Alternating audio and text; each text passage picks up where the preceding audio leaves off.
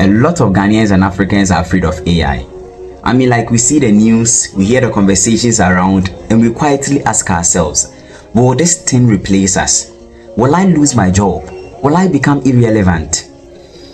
I get it, honestly I do, because our world is changing so fast, and it is easy to feel left behind, especially when as Ghanaians and Africans, we've not been trained to adapt, to question and to create. But I personally believe the real fear isn't about AI. The real fear is rooted in something much deeper, and that is, many of us have never been taught to think for ourselves. I don't mean to sound condemning, but let's be real with ourselves. From childhood, we were taught to memorize and not to analyze information. We were taught to follow strictly and not to imagine. We were told to survive the system and not to reinvent it. Some of us cry, we were even stopped from asking many questions.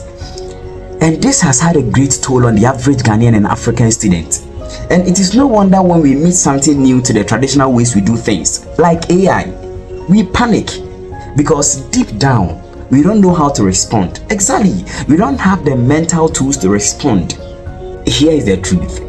AI has come to stay, and it will definitely replace a lot of human jobs across all fields, making them obsolete. And these are the jobs you are currently planning to go into them. Take for instance, bank tellers. How many do we have now?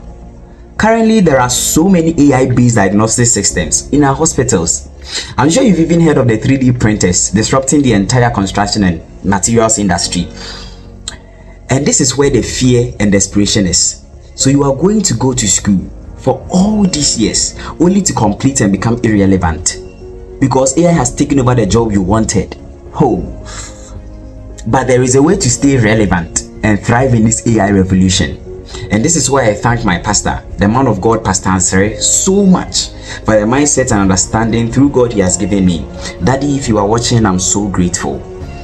You see, AI will replace anyone who refuses to think in a certain way. And that is going to be the difference. The people who will thrive in this AI era are not necessarily tech geniuses.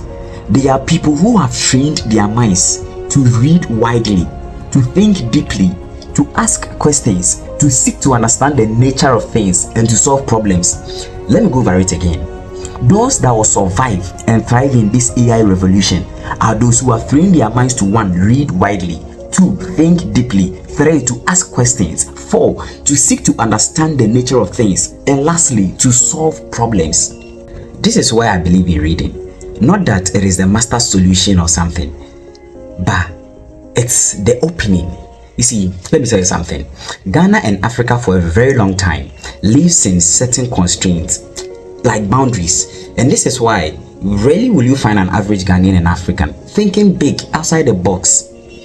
So you see, reading stretches the mind and exposes you to new worlds, new ideas, and new ways of thinking. When you read, especially deeply, consistently, and purposefully, you begin to see connections, you will see patterns, you will see opportunities, and it will just stir something within you. Start thinking differently. It will be like your eureka moment. So you see, AI is really not a threat. It is just the way we have been conditioned, and the cure for that begins with a deep intentional reading. So if you are ready to be among those who will not just survive, but lead in this AI revolution, then this page is for you. Subscribe, share the message, and together let's awaken the African mind.